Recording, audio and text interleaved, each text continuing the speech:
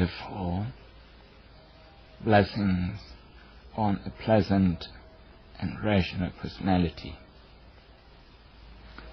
The Mangala Sutta stanzas number 8 and number 9 deal with mind training at a deeper level, aimed at developing a pleasant personality.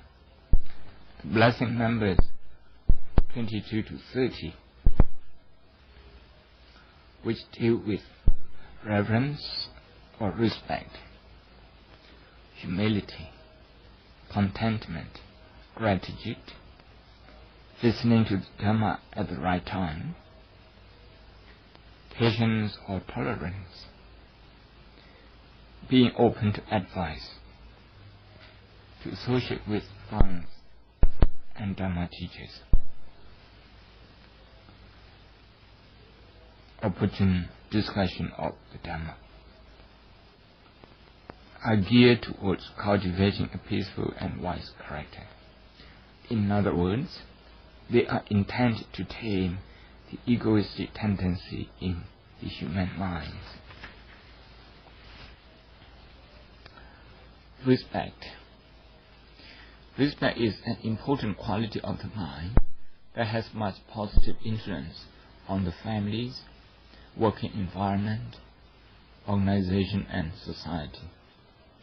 We start developing this quality by paying respect to the most worthy and higher objects of admiration around us, such as the Buddha, the Dhamma, and the Sangha, parents, teachers, and good people. In addition, it's culturally understood that respect is to be paid by the young to the elders, the junior to the senior. However, there is no specific mention in the original text of who should pay respect to whom. This implies that both young and old should have mutual respect for each other, and this is expressed in various ways in different cultures. For some, respect is expressed in offering a person a good seat, standing up in Southeast and the West, or sitting down in Southeast Asia to receive them, making way for them, or for religious teachers placing one's hands together and bowing. Dr. Soni remarks that is a general high regard for everyone. Humility. Humility, which is blessing number 23, is about those who are successful in life. It reminds successful people, including leaders, not to be puffed up, presumptuous, and not to get conceited, but to remain humble. When one has this quality of humility, one is amenable to and grateful for the advice and corrective suggestions offered to him. Humility is nivada in Pali, which literally means to be without air, that is, to be calm. Although at times the two qualities, namely respect and humility, look similar, they are not, and Samsak very warm distinguishes them very well when he says, I quote, reverence or respect is the realization of the goodness or virtue in other people, while humility is looking at deficiencies within oneself. End quote. Contentment. Blessing number 24 is contentment, which is one of the features of a caring heart, metta. The Metta Sutta says that a content person lives a simple life, subharoja, does not overburden himself, apakijoja. He moves around with ease, Sanlahukavuti. He is calm, Santundariyo, mature, Nipako, not greedy, Abhakapo, and is not overly sensitive to family status and family pride. Kulesu Anandugito. These are of an advanced and refined personality. His mind is calm because it is not agitated with greed and desire. Here contentment must not be misunderstood for laziness and lack of aspiration. Contentment, for example, does not mean that a lay person has to stop earning, but it means one is to develop an ability to enjoy what one has got in hand, and not to be agitated with what one has yet to possess. Not many people have this ability to enjoy what they have. One works hard to get a degree, but once one has graduated, the joy of obtaining the degree is short-lived. Similarly, people work hard to get a job, a good job, and a good standard of living. But once they have got them, they start worrying about what they have not got and forget what they have already achieved. People can easily lose the joy of having whatever privilege they have. They are not able to sustain a sense of gratitude long enough to fill themselves with positive emotions. In brief, it is the lack of the joy of mudita that turns the mind towards greed. So an effort has to be made for contentment to arise. We all can be happy because we have enough conditions to be so, if only contentment is present. Contentment also means an acceptance of conditions and situations as they arise, with calm and mindfulness, and not with reacting emotionally. Gratitude. The next blessing is gratitude, which is a positive outlook in life. Again, without contentment, it is hardly possible to have a feeling of gratitude. This is why both qualities are mentioned together here. Caring for parents is one good example of showing gratitude. Putting something back into the society and country through taxes and social work is also a form of being grateful to the society for what one has received.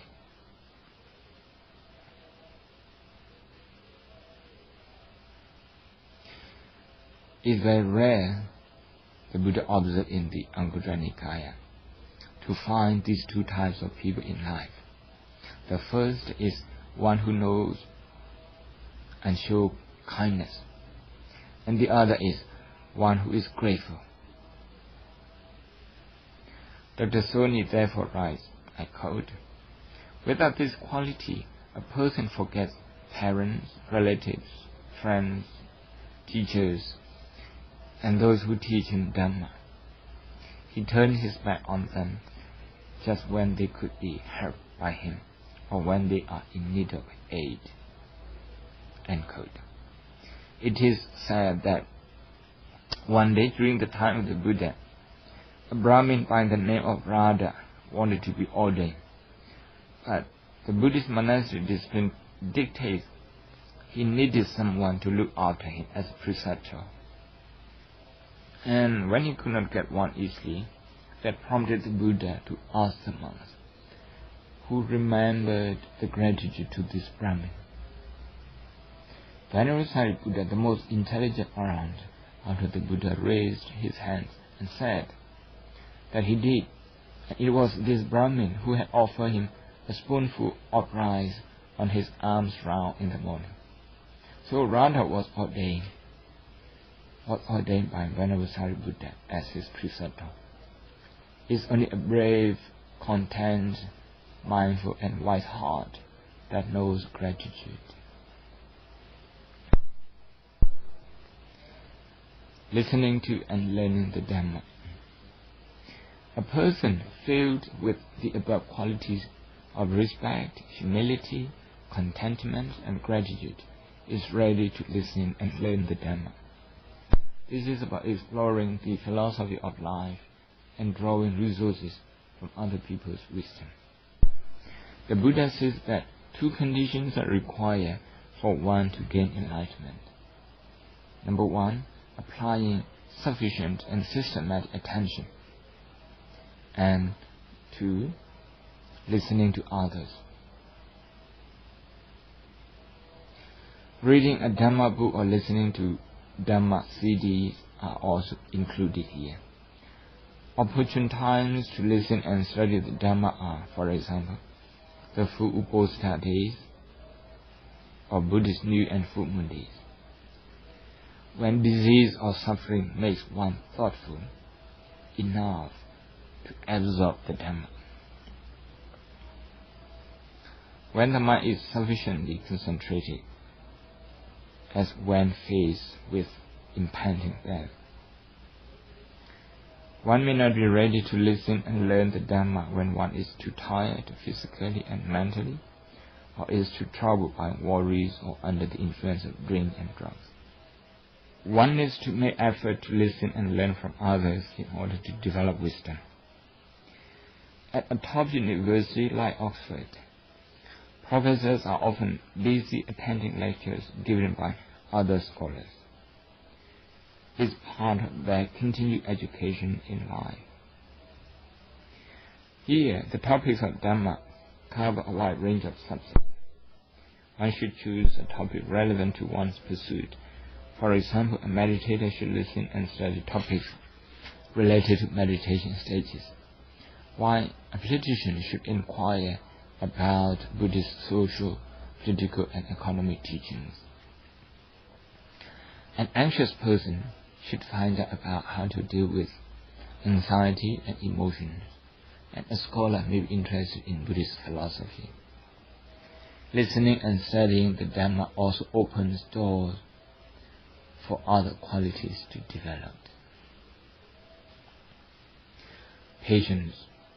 Patience, lesson number 27, is one of the highest qualities required for a successful life. At the beginning of his mission, the Buddha taught his disciples that the key to all religious practices and their accomplishment is patience. This indicates that at the highest level, patience is equivalent to full enlightenment. This teaching is known as Ovada Patimokkha, a training rule given to the monks. Patience includes tolerance of discomfort, the ability to endure difficulties, acceptance of opinions and people who are different from ours, forgiving and not being short-tempered. Patience is a good parameter to measure one's ability in perceiving, using, understanding and managing emotions. Patience is considered one of the essential qualities of a temporal leader as well as the aspirant for enlightenment. Dr. Sunni puts it poetically when he defines patience as, I quote, a serene attitude towards stress in oneself and outside.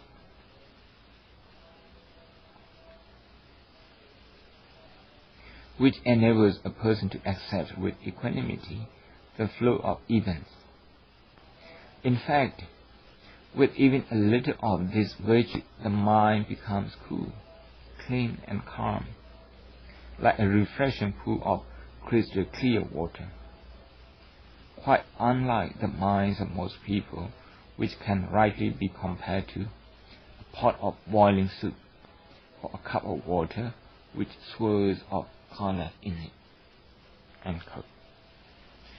Patience, as the opposite of being short-tempered and intolerance, has considerable positive impacts on one's surrounding and mind. Socially, it creates harmony and helps maintain friendship. Psychologically, one is calmed, less confused, less stressed out, and makes less mistakes in whatever one does.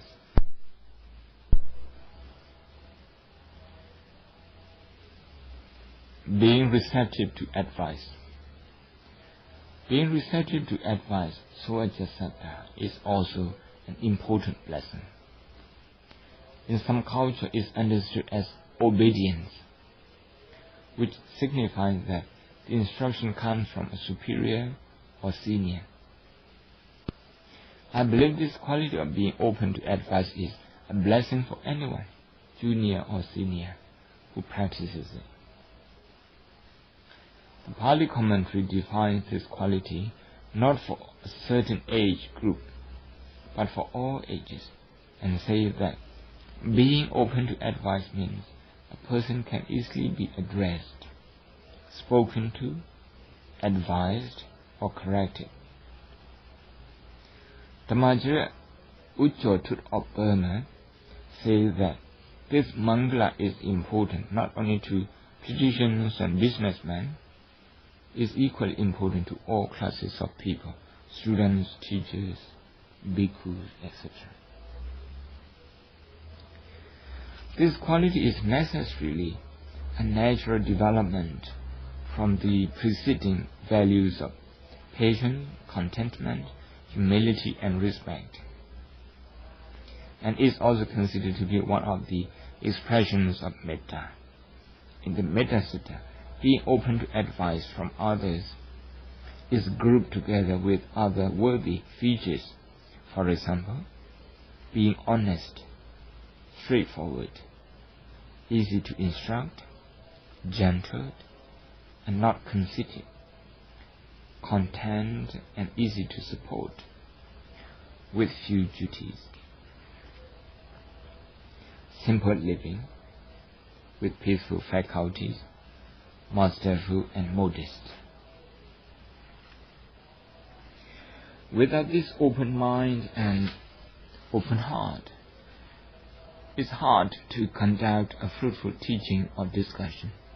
A person blessed with this attribute is described by Dr. Sun as one who has broad-mindedness or outlook, instant acceptance of good advice, and habitually courtesy in manner and speech. He is the opposite of a stubborn person.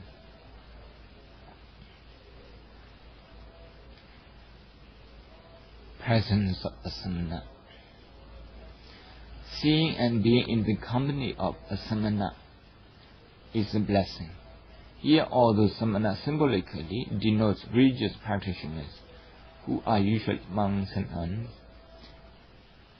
it in essence means any person who is of few desires, meditative, serene, and patient, who control anger and harms none, who endures abuse, does not cling to sensual pleasures, renounces violence towards all living beings, and who utters gentle, instructive, and truthful words.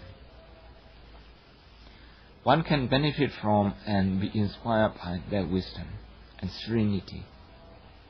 Meeting such a person can lead to an enlightening conversation and wisdom.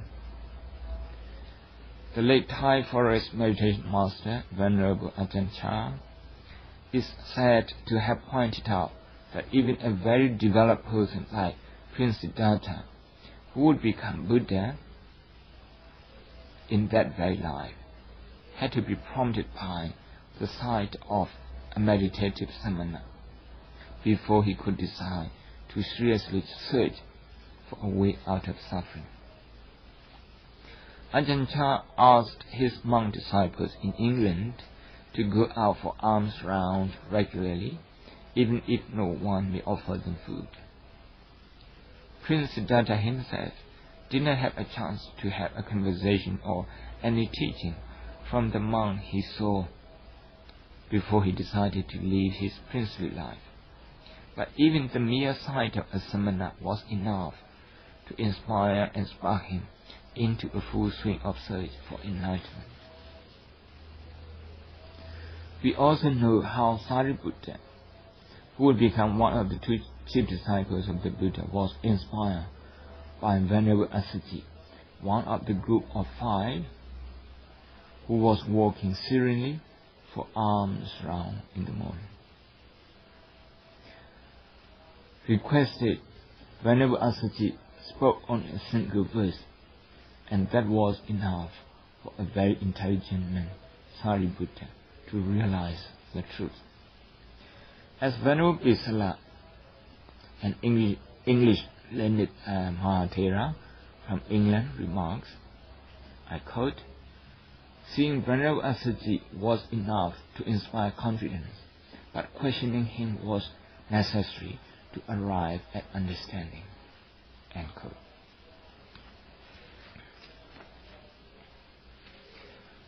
Dhamma discussion.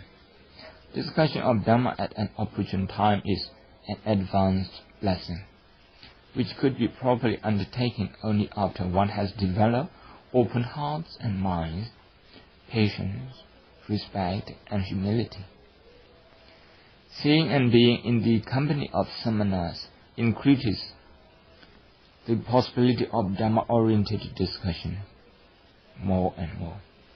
For example, in Asia, where the overwhelming majority of Dhamma teachers are monks and nuns, one has more opportunity to have a Dhamma-oriented discussion when seeing them. Discussion of Dhamma is one of the many ways to encourage inquiring mind and wisdom. The discussion of Dhamma follows the listening and study of Dhamma and other preceding qualities such as being respectful, humble, liberal, and patient. In many Buddhist countries, considerably, there are more people listening to Dhamma talks than those discussing Dhamma. Until recently, it was not culturally encouraged to have questions and answers at the end of a Dhamma talk. Even now, questions and answers is not widely practiced. At times, the Dhamma teachers themselves do not encourage discussion or questioning. Worse, some show a sign of agitation when being asked a question. Raising a question after a Dhamma talk is often misunderstood as being disrespectful in Asia. The Vegan Sayadaw, the author of the famous new exposition of the Paritta in Burmese, also laments the fact that culturally it seems the discussion of Dhamma is reserved for the older people and younger people are usually left out in Myanmar. Generally, people in the West conduct more Dhamma discussion and therefore benefit more from this particular blessing. This may have been partly due to the approach in education. In the West, students are encouraged to investigate, question, and come up with new ideas that they may be different from their teachers.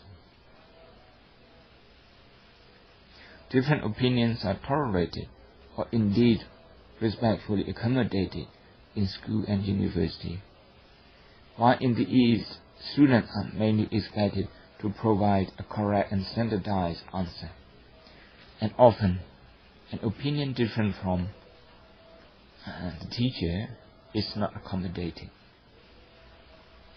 This is why the Buddha points out in this Mangala Sutta how important to have instilled the values of patience, respect, and humility in both students and teachers as preparation for a fruitful discussion of any sort. This blessing of tolerant, respectful, and engaging atmosphere is hard to create, but once established, is conducive to wisdom in particular, and extremely useful to bringing harmony to the family, society, and country, because people can still talk to each other amicably, even when they strongly hold to different opinions.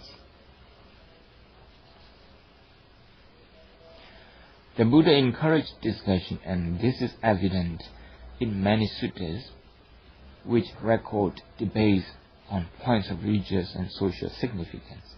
For example, the Ambata Sutta, the Guddadanta Sutta, the Sonatanta Sutta of the Digha Nikaya, the Kalama Sutta of the Anguttara Nikaya, the Vasita Sutta of the Majjhima Nikaya.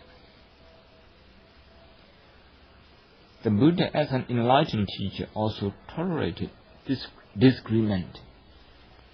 This is recorded, for example, in the Mula Briyaya Sutta of the Majjhima Nikaya, where the monks told the Buddha that they were not delighted with his lecture.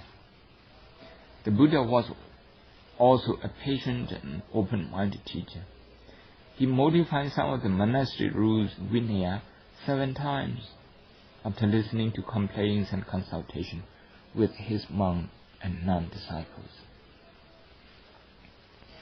Moreover, an illustration of how we can maximize the benefits of this blessing is the classic example of Dhamma discussion between Arahat Nagasena and the Indo-Greek king Milinda, or Menander, the first of Bactria, who reigned in the 2nd century BC. The record of that dialogue is known as Milinda Anha, the question of Milinda, after King Milinda, who put intelligent questions to the equally intelligent and patient sage Nagasena, the Arahant. Their discussions benefited not only the king and his entourage, but also generations of truth seekers for more than 2,000 years.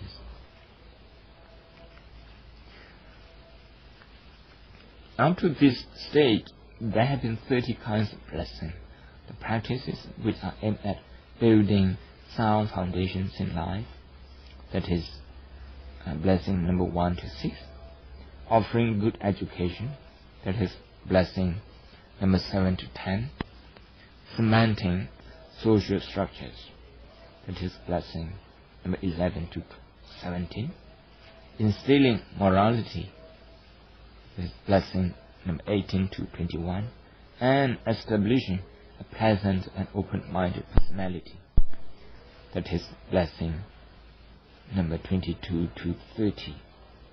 All of them are designed to help one to live in the best and highest possible way that life can offer in this world.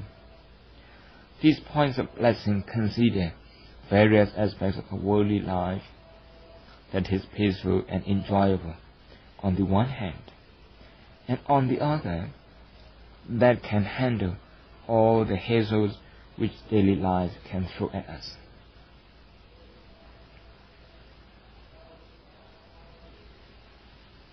There can be so many hazards. So these blessings can handle all the hazards that our day-to-day life can throw at us. In brief, they teach a person how to live a blessed life here and now, and through self-reliance. They are therefore considered by some as Lokiya Mangala, or worldly blessings.